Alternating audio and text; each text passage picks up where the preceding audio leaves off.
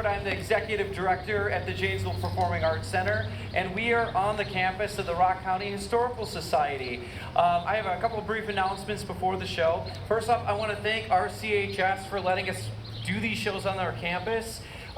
They do not charge us to do these shows here, so the best way to support them is by purchasing drinks over there at the bar. So make sure that you go ahead and partake in that. Today's show is about 2.5 hours long. There is going to be one intermission halfway through. I do want to thank our very generous presenting sponsor for the year, BMO Bank, but I also want to thank a very special sponsor who's here today, Tallman, who helps support Outdoor Shakespeare for us and this community every single year. So if we could give them a big round of applause, I'd appreciate it. We did do a 50-50. I'm going to pull a number and I'm going to read it 3 times. I can see you, so just raise your hand and wave it at me if it's you. And then you can collect your winnings over at the table in the front at your convenience. So the winning ticket number is 635-3828.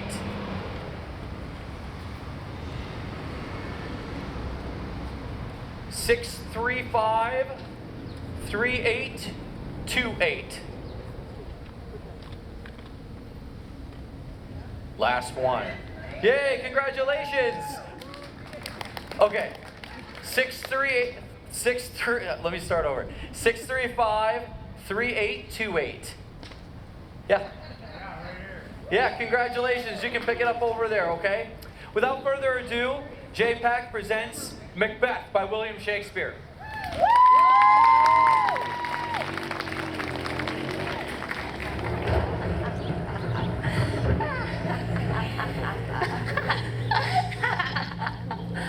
When shall we 3 meet again? In thunder, lightning, or in rain?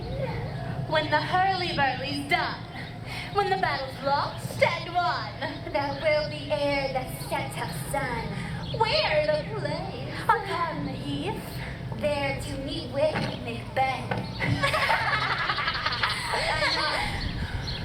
Fair is foul and foul is fair. Hover through the fog and the filthy air.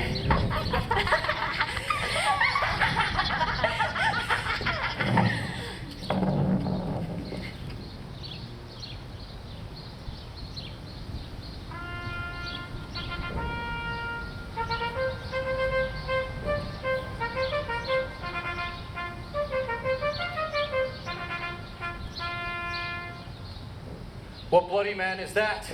He can report and seem espy his plight of the revolt. Hail, brave friend. Say to the king your knowledge of the broil as thou didst leave it. Doubtful. It stood.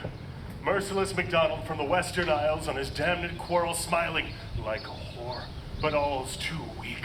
For brave Macbeth, well he deserves that name, disdaining valor, with his brandished steel that smoked bloody execution, carved out his passage till he faced the slave, till he unseamed him from knave to chops, and fixed his head upon our battlements.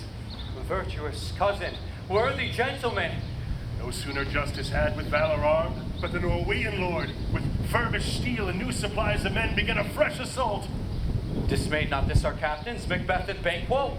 Yes, as sparrows eagles, or the hare and the lion, so they doubly redouble blows upon the foe. But I am faint. My gashes cry for help. So well thy words become thee as thy wounds. They smack of honor both. Go get him surgeons. Who comes here? The worthy Thane of Ross. God save the king.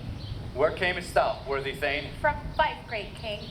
Norway himself with terrible numbers, assisted by that most disloyal traitor, the Thane of Cawdor, began a dismal dispute. Until Bellona's bridegroom, brave Macbeth, confronted him with self-comparisons, point against point, rebellious arm against arm, curbing his lavish spirit. And to conclude, the victory fell on us. Great happiness! No more that Thane from Cawdor shall deceive our noble interest. Go, pronounce his present death. and with his former title, great Macbeth. I'll see it done. What he hath lost, noble Macbeth hath won.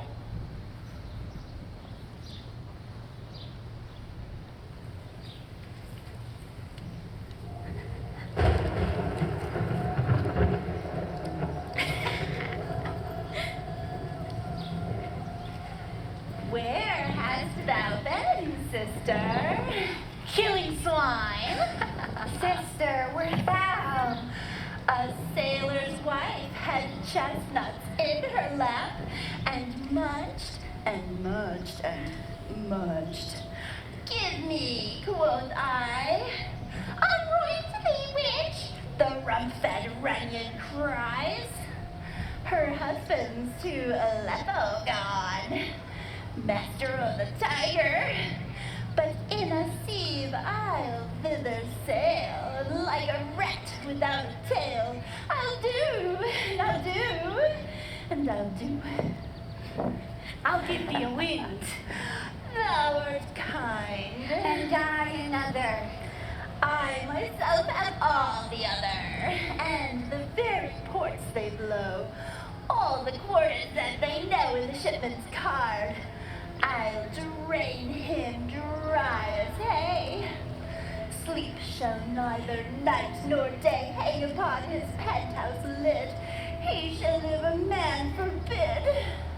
Weary, 7 nights, 9 times 9, shall he dwindle, peak, and pine. Though his bark cannot be lost, yet it shall be tempest-tossed. Look what I have. Show me. Show me. Here I have a pilot's thumb. Wrecked as homeward he did come. A drum, Macbeth doth come. The weird sisters hand in hand, posters of the sea and land, thus to go about, thrice to thine and thrice to mine, and thrice again to make up 9. Peace, the charms wound up. Foul and fair day I have not seen. What are these? So withered and so wild in their attire that look not like the inhabitants of the earth and yet are aunt. Live you? Or are you aught that man may question? You seem to understand me by each at once her choppy finger laying upon her skinny lips. You should be women, yet your beards forbid me to interpret that you are so. Speak if you can, what are you? Hail, all hail Macbeth, hail to thee, Thane of Glamis. All hail Macbeth, hail to thee, Thane of Cawdor. All hail Macbeth, thou shalt be king hereafter. Good sir, why do you start and seem to fear things that do sound so fair? In the name of truth, are ye fantastical or that which outwardly ye show? My noble partner you greet with present grace and great prediction of noble hope and royal having that he seems rapt withal. To me you speak not. If you can look into the seeds of time and say which grain will grow and which will not, speak then to me, who neither beg nor fear your favors nor your hate. Hail, hail, hail. Lesser than Macbeth and greater. Not so happy and yet much happier. Thou shalt be king, so thou be none. So all hail Macbeth and Banquo. Banquo and Macbeth, all hail. No, stay! Stay, you imperfect speakers! By sentence that I know, I am Thane of Glamis, but how of Cawdor? The Thane of Cawdor lives, a prosperous gentleman, and to be king stands not within the prospect of belief, no more than to be called on. Say from whence you owe this strange intelligence, or why upon this blasted heath you stop our way with such prophetic greetings. Speak, I charge you. The earth hath bubbles as the water has, and these are of them. Whither are they vanished? Into the air. And what seemed corporal melted like breath into the wind. Would they had stayed? Were such things here as we do speak about? Or have we eaten of the insane root that takes the reason prisoner? Your children shall be kings. Oh, you shall be king. And Thane of Cawdor too, went it not so? To the self-same tune and words. Oh, who's here? The king.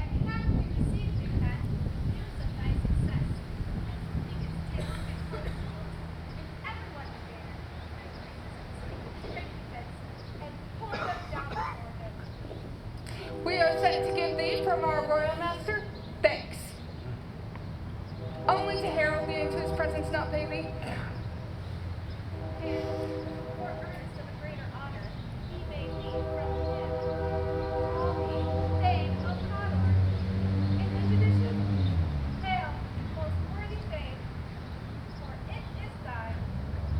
What, can the devil speak true? The Thane of Cawdor lives. Why do you dress me in borrowed robes? Who was the Thane lives yet, but under heavy judgment bears that life that he deserves to lose. He combined with those of Norway, or did blind the rebel with hidden helps and vantage, or that with both he did labor in his country's wrath. I know not. But treason's capital, confessed and proved, have overthrown him. Glamis and Thane of Cawdor, the greatest is behind. I thank you, gentlemen. Do you not wish your children to be kings when those that gave the Thane of Cawdor to me promised no less to them? That trusted home might yet enkindle you into the crown, besides the Thane of Cawdor, but 'tis strange. And oftentimes, to win us to our harm, the instruments of darkness tell us truths, win us with honest trifles to betray us in deepest consequence. Cousins, a word, I pray you. Two truths are told, as happy prologues to the swelling act of an imperial theme. Thank you, kind gentlemen. This supernatural soliciting cannot be ill, cannot be good. For if ill, why hath it given me earnest of success, commencing in a truth? I am Thane of Cawdor.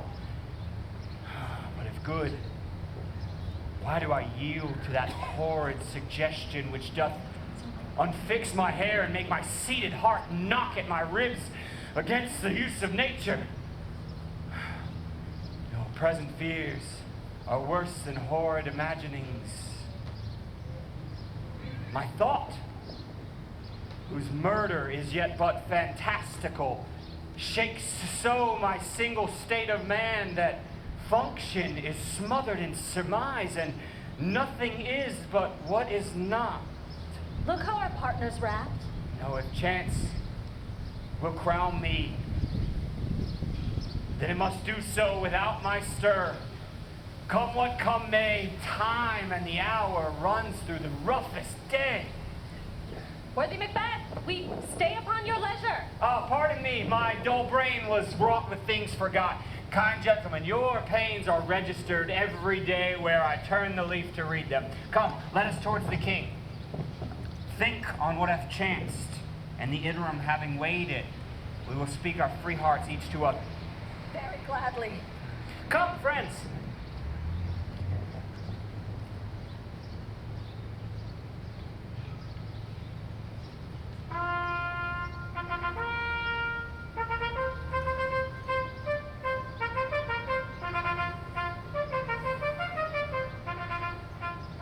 His execution done on Cawdor. I have spoke with one that saw him die, who did report that very frankly he confessed his treasons, implored your highness's pardon, and set forth a deep repentance. Nothing in his life became him like believing of it. He died as one that had been studied in his death to throw away the dearest thing he owed us to a careless trifle. There's no art to find the mind's construction in the face. He was a gentleman of whom I had an absolute trust. Oh, worthiest cousin, the sin of my ingratitude even now weighs heavy on me. Thou art so far before that recompense is slow to overtake thee. More are thy due than more than all can pay. Oh, our service and loyalty in doing it pays itself. Your Highness's duty is to receive our duties, and ours are to your throne, your state, your children, and your servants, who, doing what they should, do everything safe towards your love and honor. Welcome hither. I have begun to plant thee, and with labor will help thee continue growing. Worthiest Banquo, thou hast no less deserved, no knows no less to have done so. Let me enfold thee and bring thee to my heart. There, if I grow, the harvest is your own. Sons, kinsmen, thanes, and those of you of places of the nearest. No, I will establish an estate in the name of my eldest, Malcolm, who will therefore be named the Prince of Cumberland, whose honor will not be bestowed by him alone. For all nobleness, like bright stars, shall shine in all deserving. From hence to Inverness, to bind us further with you. The rest is labor which is not used for you. I'll make myself the harbinger, and make joyful my wife with the hearing of your approach, and thus humbly take my leave. My worthy Cawdor. The Prince of Cumberland? That is a step over which I must or leap or else fall down, for in my way it lies. Stars, hide your fires, let not light see my dark and deep desires. True, worthy Banquo, he is full, so valiant, and in his commendation I am full. It is a banquet to me. Let's after him. It is a peerless statesman.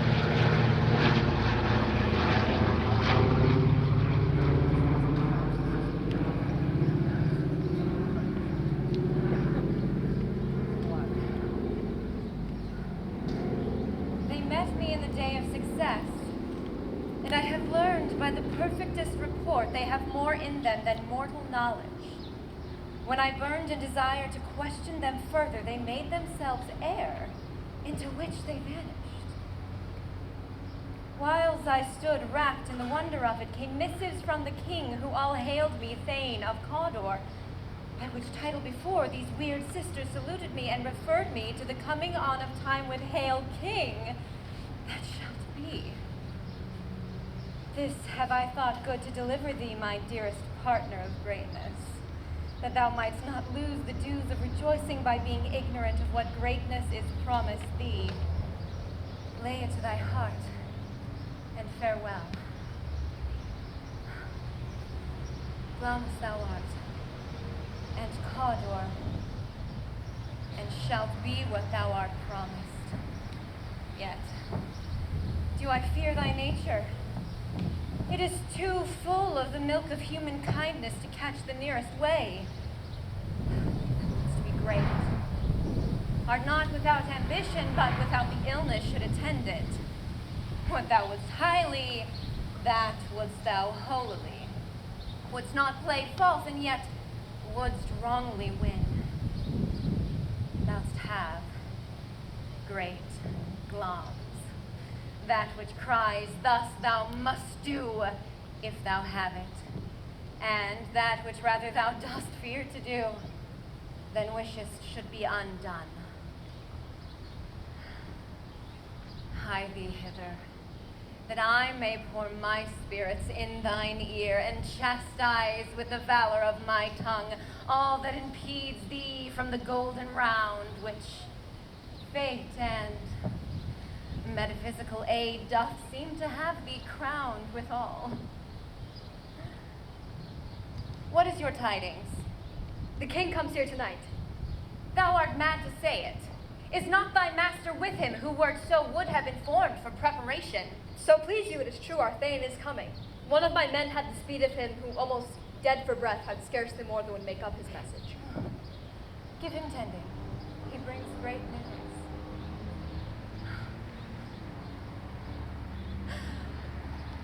The raven himself is hoarse that croaks the fatal entrance of Duncan under my battlements.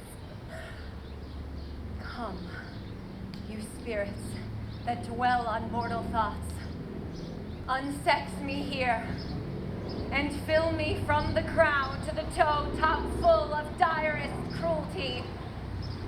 Make thick my blood. Stop of the access and passage to remorse, that no compunctious visitings of nature shake my fell purpose, nor keep peace between the effect and it. Come to my woman's breasts and take my milk. For gall, you murdering ministers, wherever in your sightless substances you wait on nature's mischief. Come, thick night, and pall thee in the dunnest smoke of hell, that my keen knife see not the wound it makes, nor heaven peep through the blanket of the dark to cry, hold! Hold! Great loss. Worthy Cawdor. Greater than both by the all hail hereafter. Thy letters have transported me beyond this ignorant present, and I feel now the future in the instant. My dearest love, Duncan comes here tonight. And when goes hence? Tomorrow, as he purposes.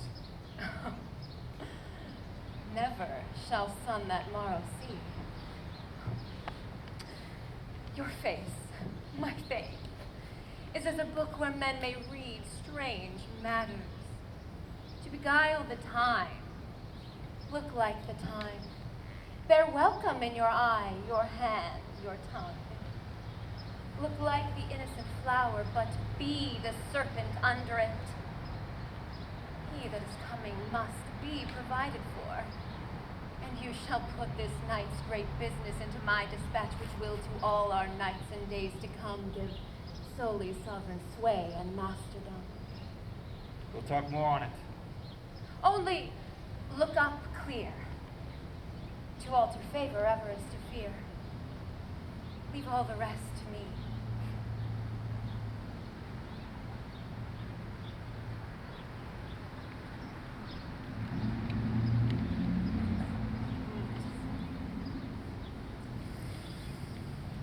This castle sits upon a pleasant seat.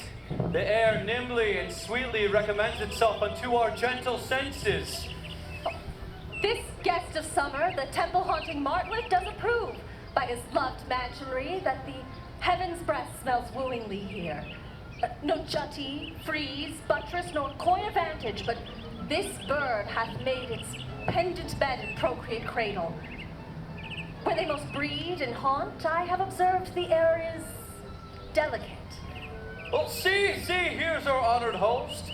The love which follows us sometimes is our trouble, which still we must thank as love. Here too I shall teach thee how to bid God illness for your pains and thank us for your troubles. All our service, in every point, twice done, and then done double, we're poor in single business to contend against those honors, deep and broad, wherewith your majesty loads our house. For those of old and the late dignities heaped up to them, we rest your hermits. Where's the Thane of Cawdor? We course him at his heels, and with the purpose to be his purveyor. But he rides well, and with great love, sharp as his spur, hath helped him to his home before us.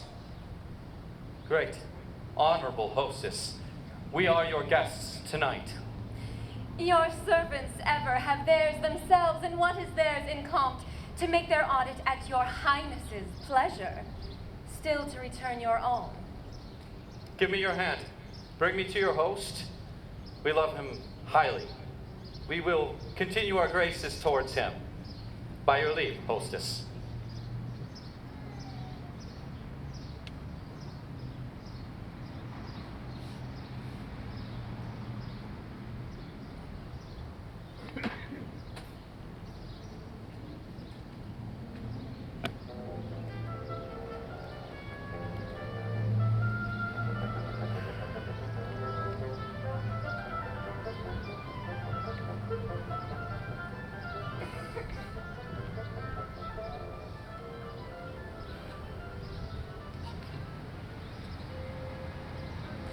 If it were done when 'tis done, then 'twere well it were done quickly.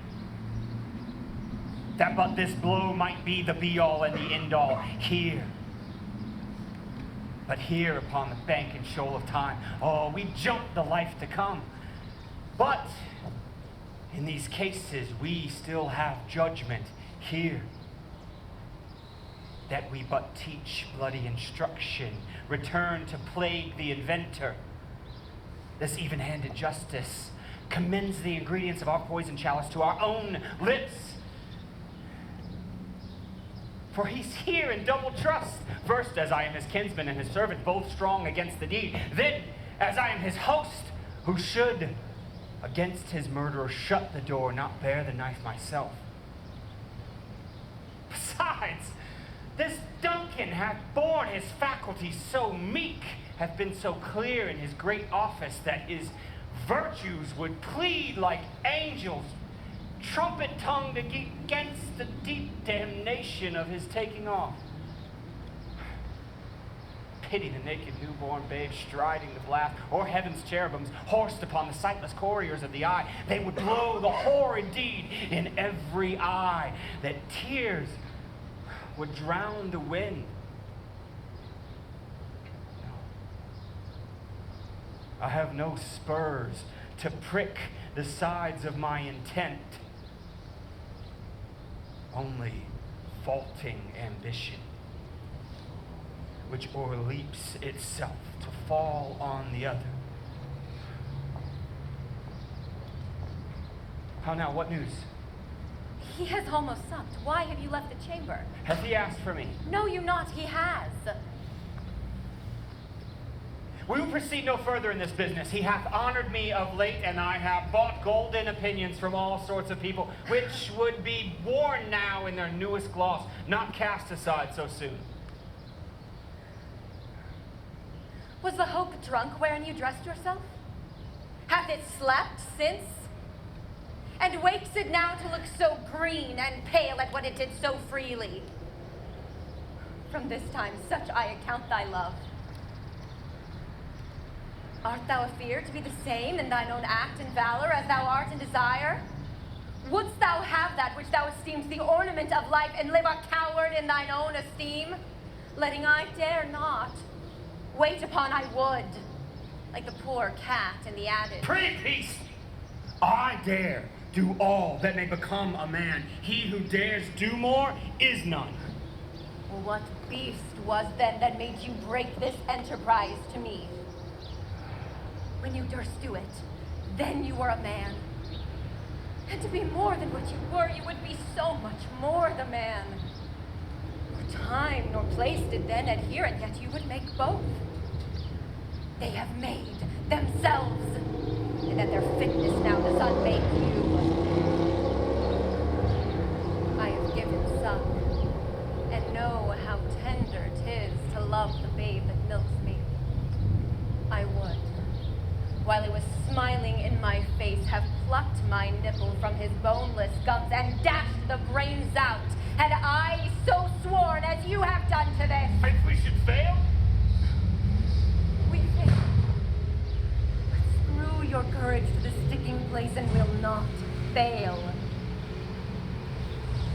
When Duncan is asleep, where to the rather shall his day's hard journey soundly invite him? His 2 chamberlains will I with wine and wassail, so convinced that memory, the warder of the brain, shall be a fume, and the receipt of reason a limbeck only. When in swinish sleep their drenched natures lie as in a death, what cannot you and I perform upon the unguarded Duncan? What not put upon his spongy officers who shall bear the guilt of our great quell? Bring forth men, children only. For thy undaunted metal should compose nothing but males. Would it not be received when we have marked those 2 of his chamber with blood and used their very daggers that they had done it? Who dares receive it other, as we shall make our griefs and clamor roar upon his death? Then I am settled, and I bend up each corporal agent to this terrible feat. Away and mock the time with fairest show. False face must hide what false heart doth know.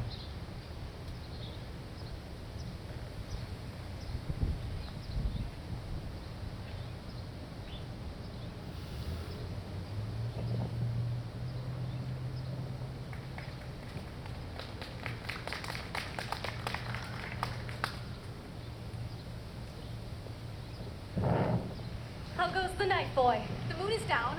I've not heard the clock. And she goes down at 12? I take it 'tis later, ma'am. Hold. Take my sword. There's husbandry in heaven. Their candles are all out. Take thee that too.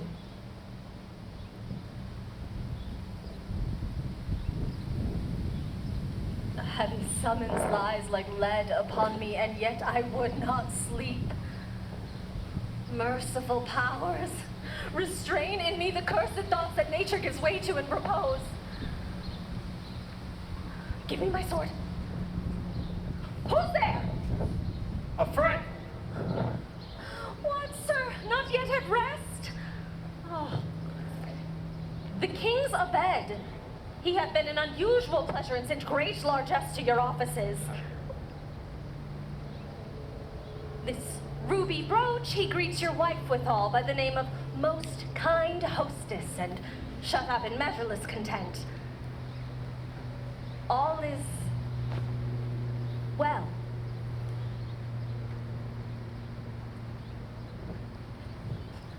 I dreamt last night of the three weird sisters.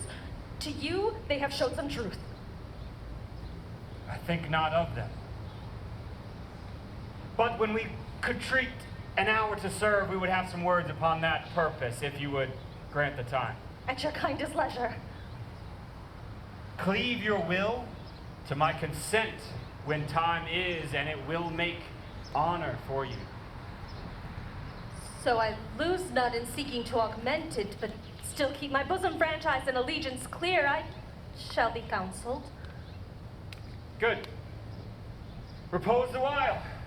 Thanks, sir. The like to you.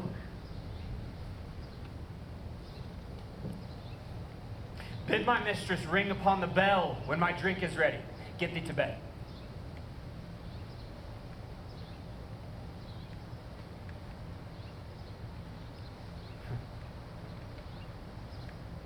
Is this a dagger I see before me? The handle towards my hand? Come, let me clutch thee. I have thee not, yet I see thee still. Art thou not fatal vision, sensible to feeling as to sight? Or art thou but a dagger of the mind, a false creation proceeding from a heat-oppressed brain?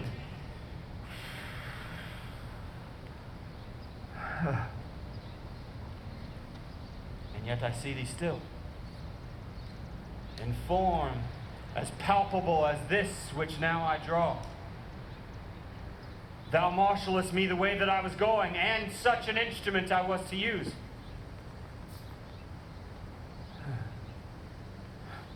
Mine eyes have made the fools of the other senses, or else worth all the rest. Ha! I see thee still, and on that blade indulging gouts of blood which was not so before.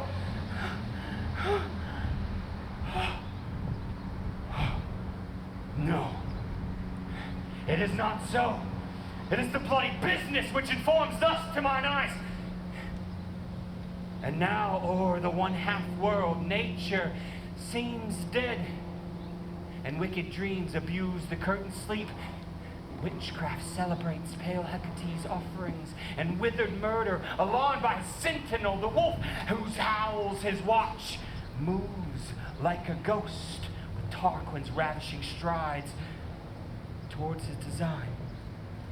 Oh, thou firm and sure-set earth, hear not the steps I walk, for fear thy very stones prate of my whereabouts, and take the present horror from the time which now suits with it.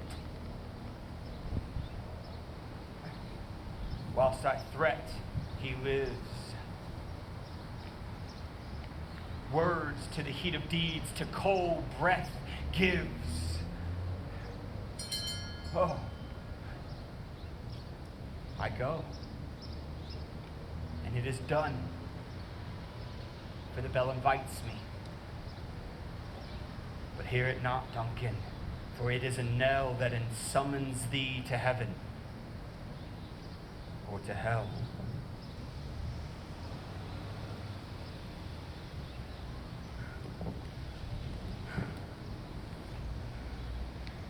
That which hath made them drunk hath made me bold. What hath quenched them hath given me fire. Hark! Peace.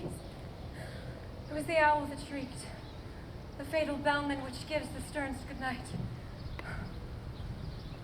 He is about it. The doors are open and the surfeited grooms do mock their charge with snores. I have drugged their possets, that death and nature do contend about them whether they live or die. Oh, who's there? Alack, I'm afraid they have awaked and 'tis not done. The attempt and not the deed confounds us. Hark, I laid their daggers ready, he could not miss them. Had he not resembled my father as he slept, I had done it. My husband. I have done the deed. Didst thou not hear a noise? I heard the owl scream and the crickets cry. Did not you speak? When? Now. Has I descended? I. Hark who lies in the second chamber. Donald Bain. This is a sorry sight. Foolish thought to say a sorry sight. There's one did cry murder in his sleep. And as I did hear them, they waked each other and I stood to hear them. But they addressed their fears and their prayers and again to sleep. There are two lodged together. One cried, God bless us, and amen the other, as they had seen me with these hangman's hands. But I could not say amen when they did say, God bless us. Consider it not so deeply. But wherefore could I not pronounce amen when they did say, God bless us, and I needed most blessings? Amen stuck in my throat. These deeds must not be thought after these ways, so it will make us mad. Methought I heard a voice cry, sleep no more. Macbeth doth murder sleep, innocent sleep, sleep that knits up the raveled sleeve of care. The death of each day's life, sore labors, bath, balm of hurt minds, chief nourisher in life's feast. What do you mean? And still a cry, sleep no more, Macbeth hath murdered sleep. Glamis hath murdered sleep, Cawdor shall sleep no more. Who was it that thus cried? Why, worthy Thane, you do unbend your noble strength to think so brain-sickly of things. Go, get some water and wash this filthy witness from your head. Why did you bring these daggers from the place? They must lie there. Go, carry them and smear the sleepy grooms with blood. I'm afeard to think of what I've done. Look on it again, I dare not. Infirm of purpose. Give me the daggers. The sleeping and the dead are but as pictures. 'Tis the eye of childhood that fears a painted devil. If he do bleed, I'll gild the faces of the grooms withal, for it must seem their guilt.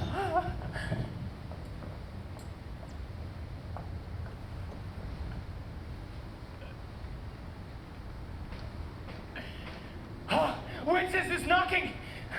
How is it with me when every noise appalls me? Whose hands are here? They pluck out these eyes.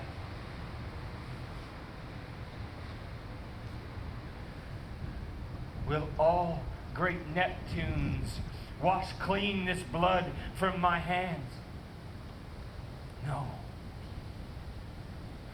Rather my hands would the multitudinous seas incarnadine, making the green one red. My hands are of your color, but I shame to wear a heart so white. I hear a knocking at the south entry. Retire we to our chambers. A little water clears us of this deed. How easy is it then? Your constancy hath left you unattended. Hark, more knocking. Go, get on your nightgown, lest occasion call us and show us to be watchers. Be not lost so poorly in your thoughts. To know my deed, 'twere best not know myself. Ah, wake, Duncan, with thy knocking. I would thou couldst. Oh, Oh, hence a knocking indeed. Oh. Oh. If a man were porter of Hell's Gate, he'd grow old, turning the key. Knock, knock, knock. Who's there in the name of Beelzebub? Oh, it is the farmer who hanged himself in the expectation of plenty. Oh, come time, I hope you brought your napkins, sir, 'cause down here, you're gonna sweat for it. Knock, knock, knock. Who's there in the other name of the devil? Oh, it is the equivocator! Common equivocator! Who can take both scales and make them swear against each other? Who can do an act of treason against God, but yet cannot equivocate himself to heaven? Oh, common equivocator. Knock, knock, knock. Who's there? Oh, it is the English tailor. Come in, tailor, who stole the cloth from the French hose. Oh, come in. Here you can roast your goose. Oh, knock, knock. Is it ever quiet? Oh, who is it? Oh. But it is too cold down here for hell. I will not be the devil's porter no further. Oh, anon! Anon! Oh, I pray you, remember the porter. Was it so late, friend, ere you went to bed, that you didn't lie so late? Yes, kind sir. We were carousing till the second cock. We learned that drinking, sir, provokes three things. And what three things does drink especially provoke? Marry, sir, nose painting, sleep, and urine. Lechery, sir! It provokes and unprovokes. Oh, when it provokes the desire, but it does affect the performance.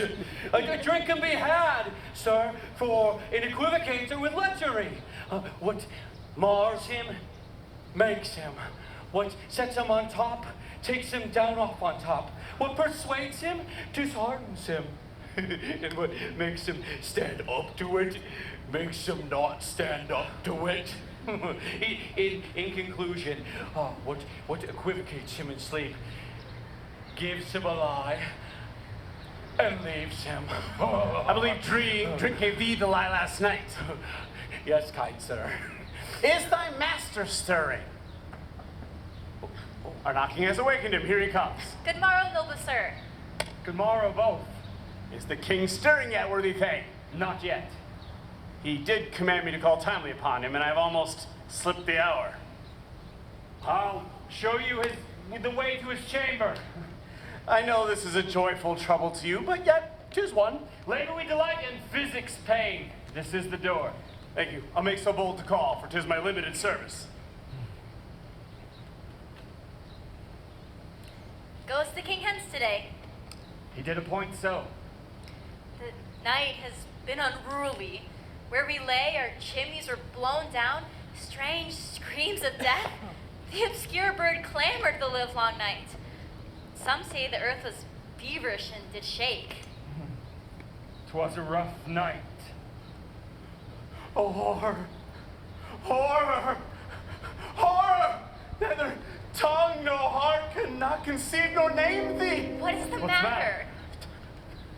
The most sacrilegious murder had broke open the roads and ordered temple and stole thence the light for the building. What's that? You say the light? Mean you his majesty? See, then speak yourselves.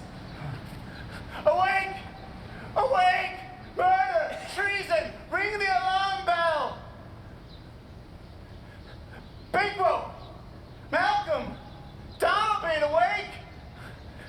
Shake off drowsy sleep. Look upon death itself. Up! Up and know the great doom's image. Welcome, Banquo. As from your graves, rise up, walk like sprites to countenance this horror. Ring the alarm!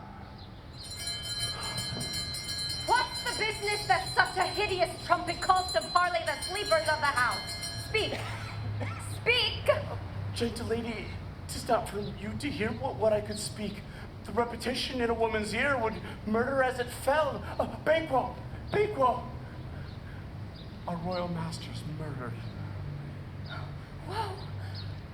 Alas, what? In our house? Too cruel anywhere. Dear dove, I prithee contradict thyself and say it is not so. Oh, had I but died an hour before this chance, I had lived a blessed time. For from this moment on, all is but toys. Grace and renown is dead. What is amiss? You are, and yet you do not know it yet. The head, the fountain, the very source of your blood is stopped. Your royal father's murdered. Oh. By whom? Those of his chamber, as it seemed, had done it. Their hands and faces were all bashed with blood. So there were their daggers, which, unwiped, we found upon their pillows. They stared and were distracted. No man's life was to be trusted with them. Oh, I do repent my sins that I did kill them. Wherefore did you do so? Who can be wise, amazed, temperate, loyal, and neutral in a moment? No man. My violent love outrun the pauser, reason. For here lie Duncan, his silver skin laced in golden blood, his gashes like ruins in nature. And there his murderers, steeped in the colors of their trade, their daggers unmannerly breached with gore. Who could refrain? Who had a heart to love and courage to make loves known? Help me! Help! Look to the lady. Why do we hold our tongues that most may claim this argument for hours? What should be spoken here?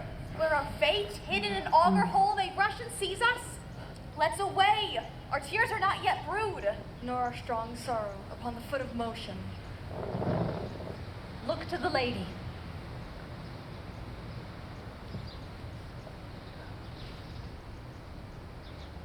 And when we have our naked frailties hid that suffer in exposure, let us meet and question this most bloody piece of work to know it further.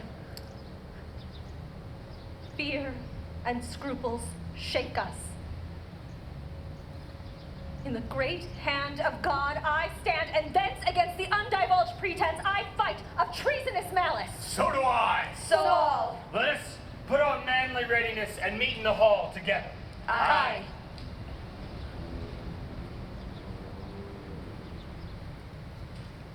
What will you do? Let's not consort with them. To show an unfelt sorrow is an office which the false man does easy. All to England. To Ireland I. Our separated fortune shall keep us both the safer. Where we are, there's daggers in men's smiles. The nearer in blood, the nearer bloody.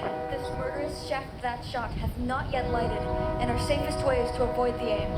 Therefore to horse, and let us not be dainty of leave-taking, but shift away. There's warrant in that theft, which steals itself when there's no mercy left.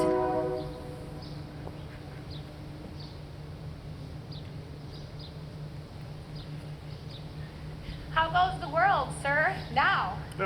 See you not. Is it known who did this more than bloody deed? Those Macbeth hath slain. Alas the day, what good could they pretend? They were suborned. The king's two sons, Malcolm and Banquo, Malcolm and Duncan, are stolen away and fled, which puts upon them a suspicion of the deed.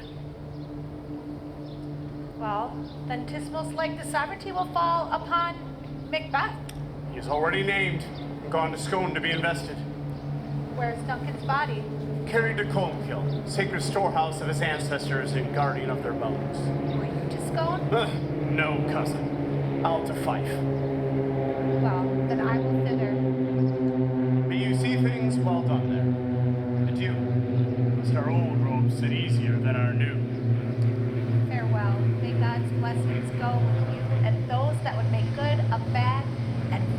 foes.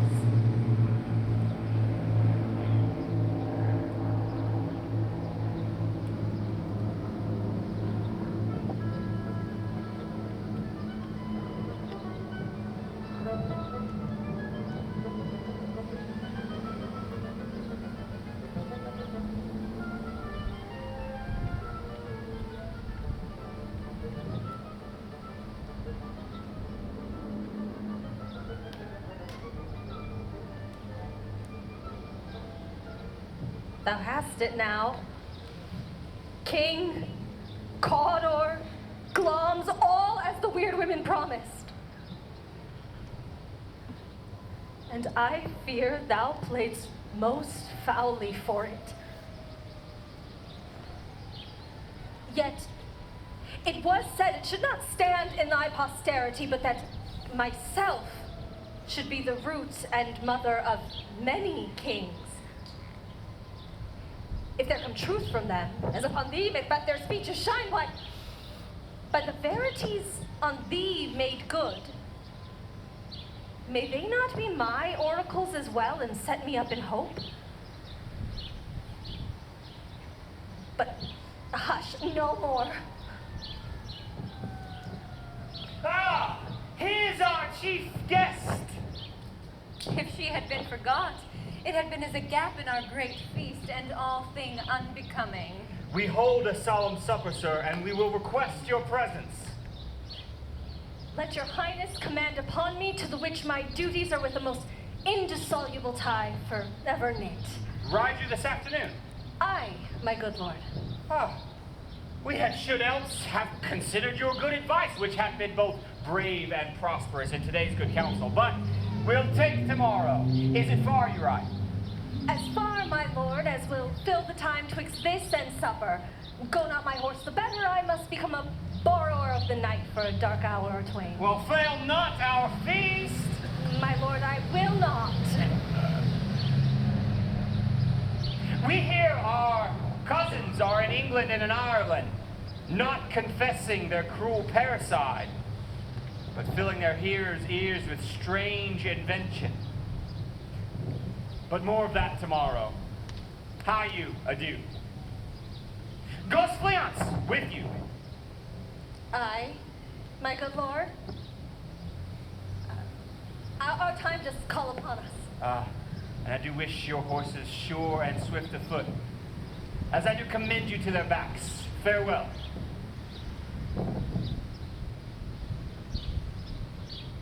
Let every man be master of his time until 7 o'clock. To make society the sweeter welcome, we'll keep ourselves alone until supper time.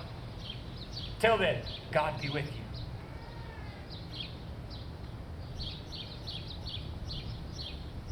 Sarah, a word. Attend those men our pleasure. They are, my good lord, without the palace gate. Bring them before us.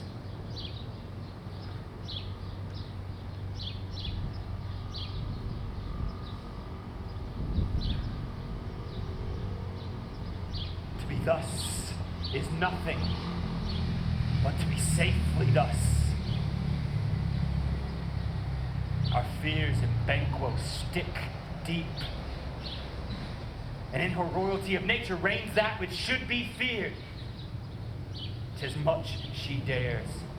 With the dauntless temper of her mind, she hath the wisdom that doth guide her valor to act in safety. There's none but her whose being I do fear, and under her my genius is rebuked, as it is said Mark Antony's was by Caesar. She chid the weird sisters when first they put the name of king upon me. Bade them speak to her. Then, prophet-like, they hailed her mother to a line of kings. Put a fruitless crown upon my head, a barren scepter in my grip, thus to be rich with an unlineal hand. No son of mine succeeding?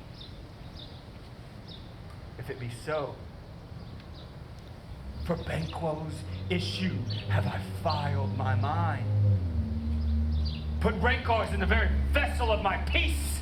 For them, my eternal jewel, I have given over to the common enemy of man. For them, the gracious Duncan, have I murdered. For Banquo's sons, to make the seed of Banquo kings. No.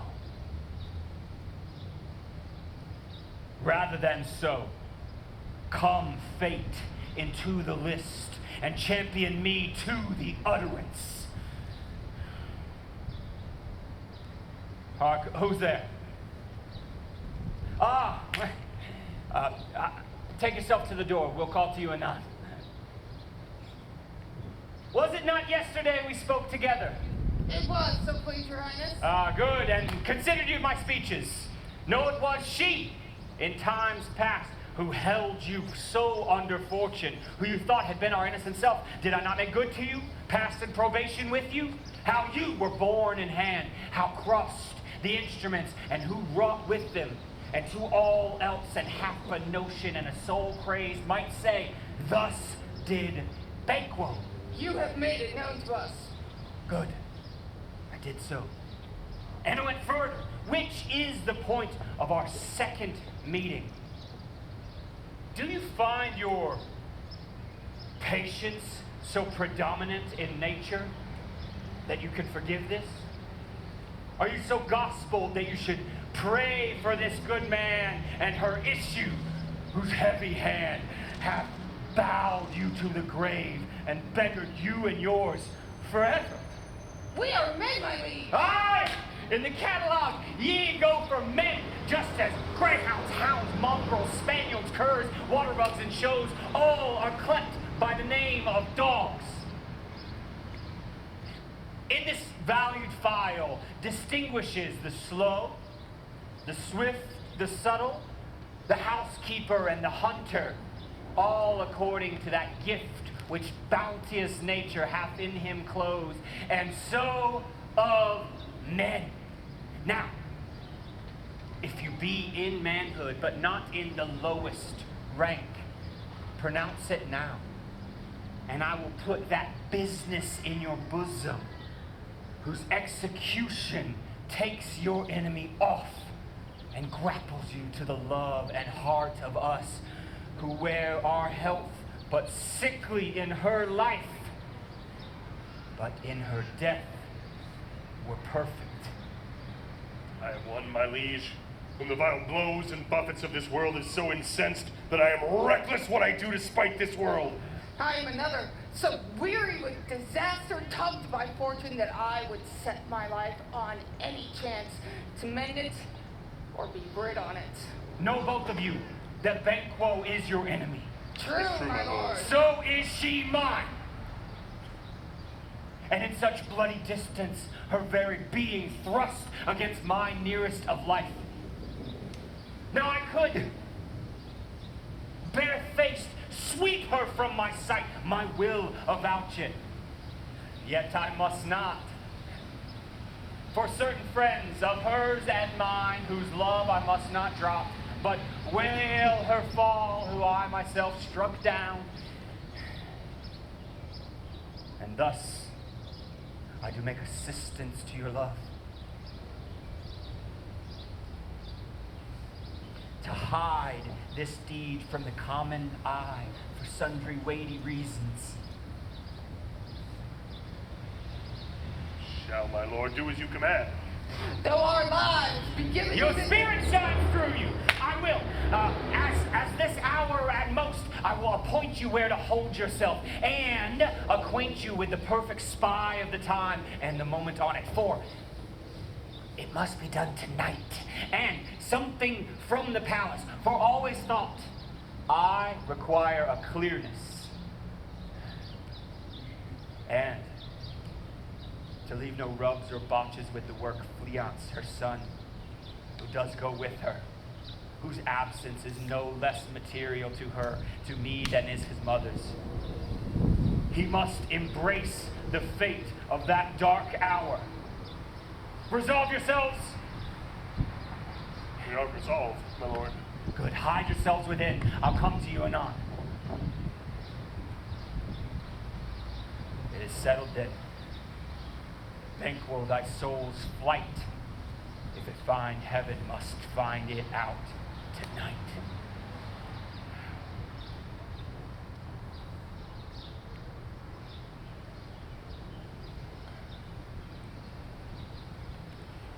Is Banquo gone from court? Aye, madam, but returns again tonight. Say to the king I would attend his leisure for a few words. Madam, I will.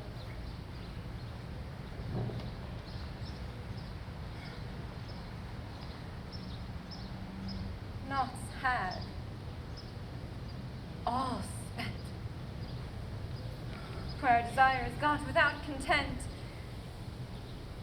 'Tis safer to be that which we destroy than by destruction dwell in doubtful joy.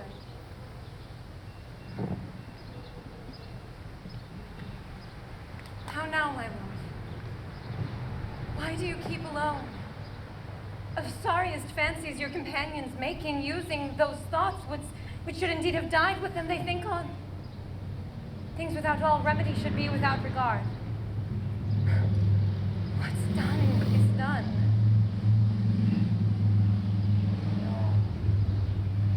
We have scorched the snake.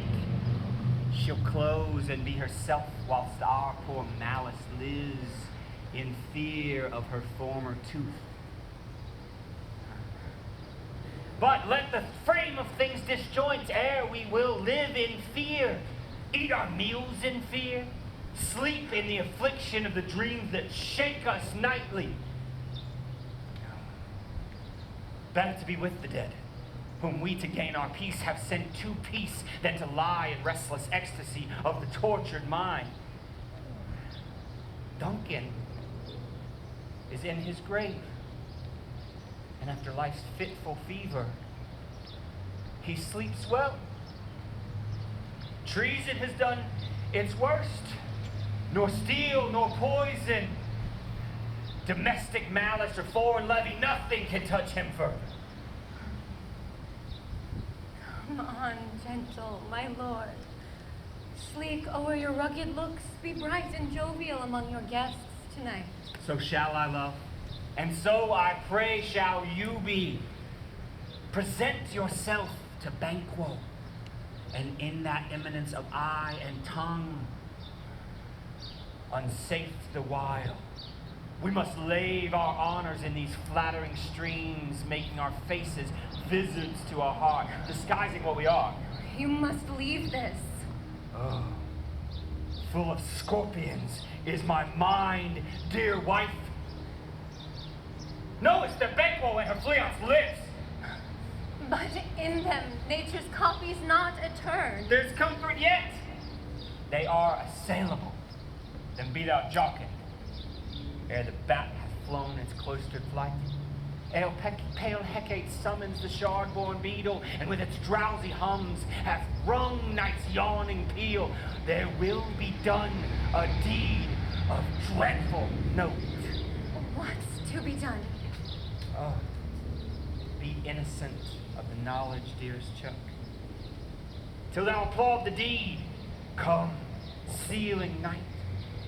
Scarf up the tender, pitiful eye of day, and with that invisible, bloody hand, tear to pieces that great bond which keeps me pale.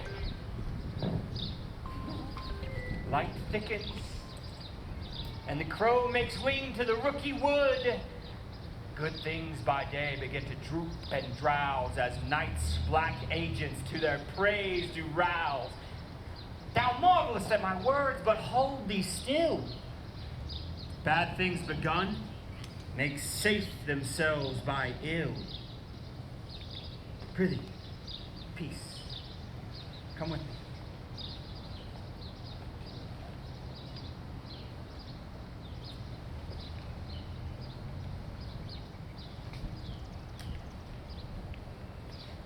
But who did bid thee join with us?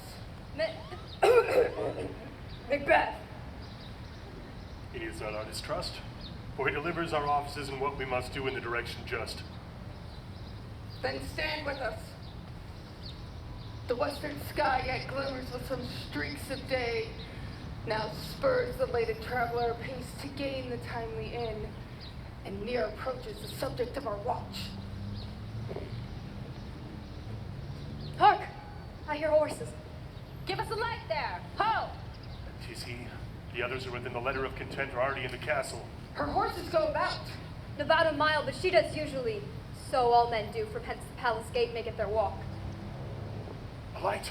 A light! Does she stand to it?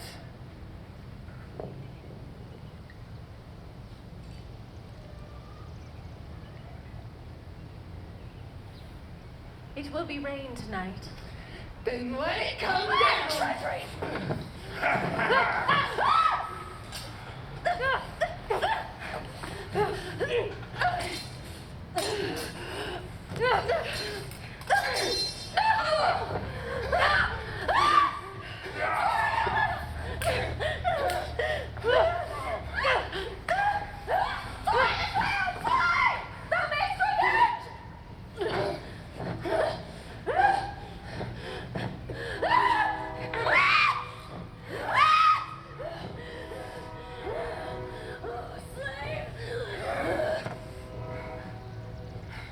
Put out the light.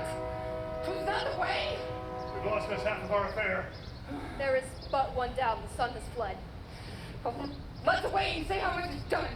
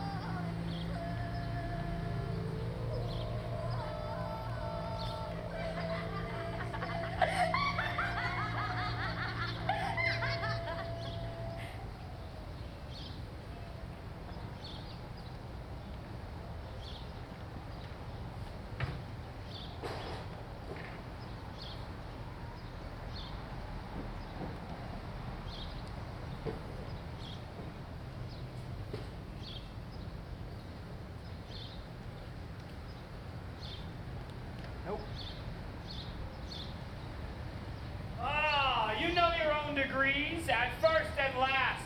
Sit down. A hearty welcome. Thanks, Your Majesty. Ourselves will mingle with society and play the humble host.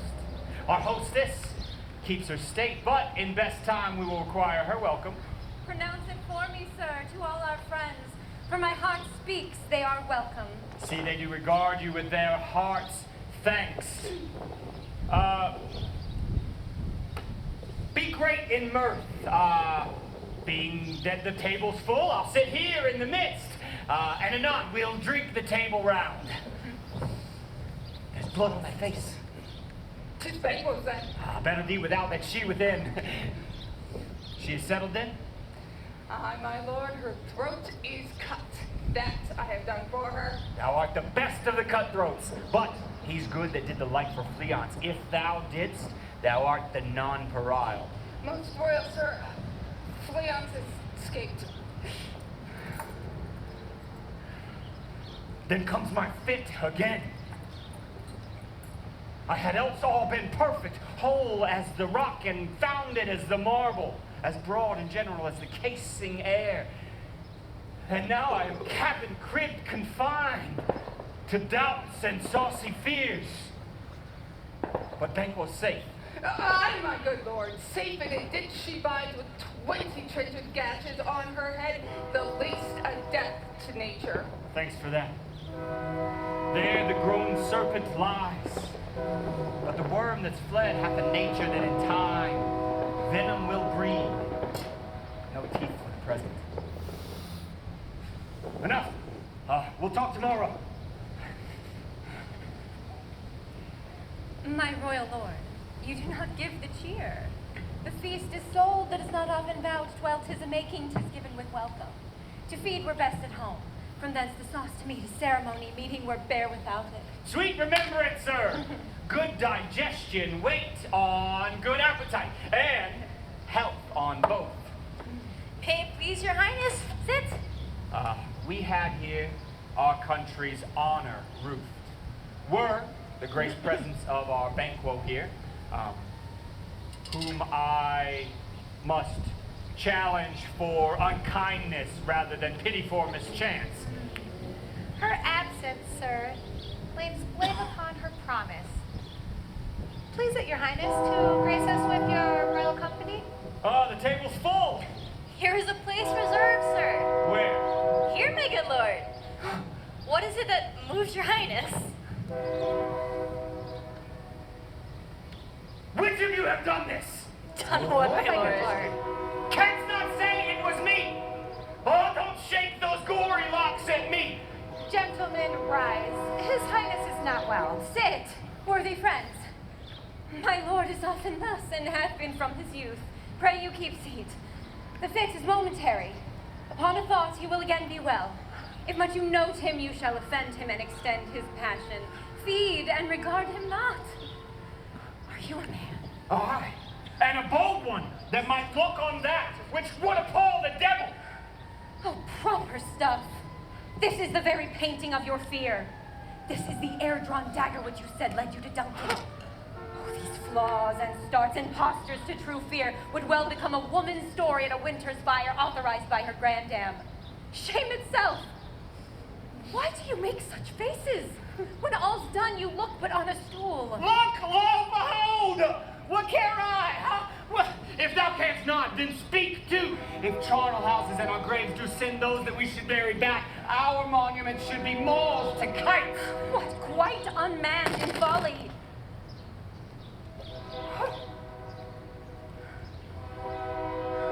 As I stand here, I did see. Fie for shame.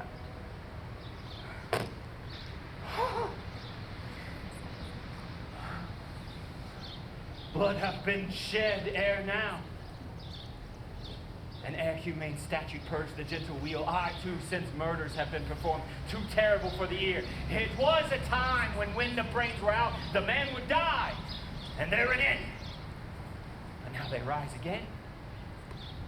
20 mortal murders on their crowns.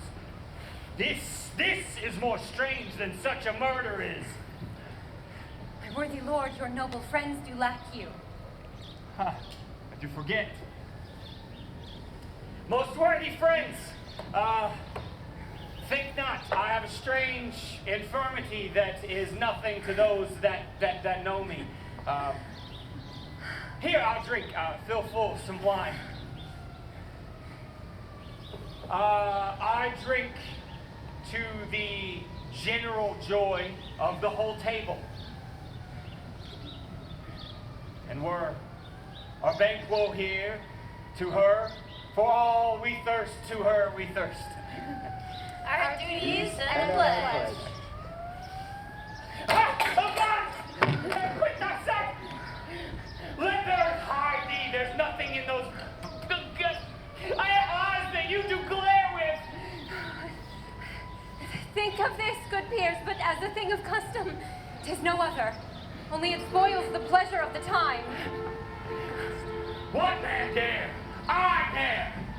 But be the rugged Russian bear, or the armed rhinoceros, or the Hycean tiger, take any form but that, or be alive again and challenge me to the desert with a blade, and if I tremble then, protest me the baby of a girl. But no, hence! Get away! Unreal mockery! Hence! Unreal shadows!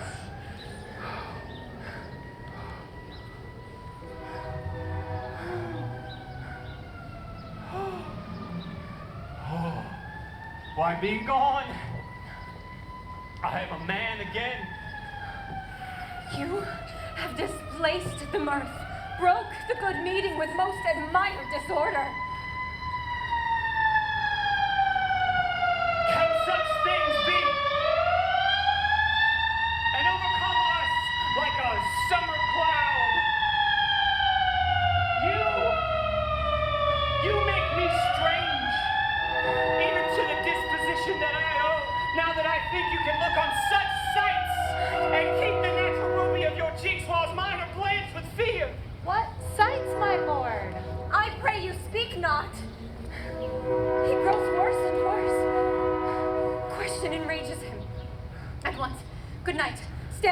the order of your going, but go at once. Good night, and better health attend His Majesty. A kind good night to all. It will have blood, they say. Blood will have blood. Augurs and understood relations have by magpies and shows and rooks brought forth the secretest man of blood. What is this night? Almost at odds with morning, which is which? Why does Macduff deny us his personage at our great bidding? Did you send to him, sir? I hear it, by the way. But I will, for there's not one of them that I do not keep a servant feed in their house. And I will betimes to the weird sisters, for my soul yearns to know, by the worst means, by the worst.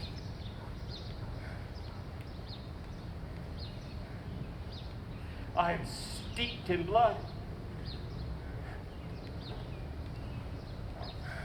In so far, it were as tedious to return as e'er go over. Strange things I have in head, that will to hand, that must be acted ere they be scanned. You lack the season of all natures, sleep. Come, we will to sleep. For my strange and abused fear is the initiate that wants hard use. For we are but young indeed.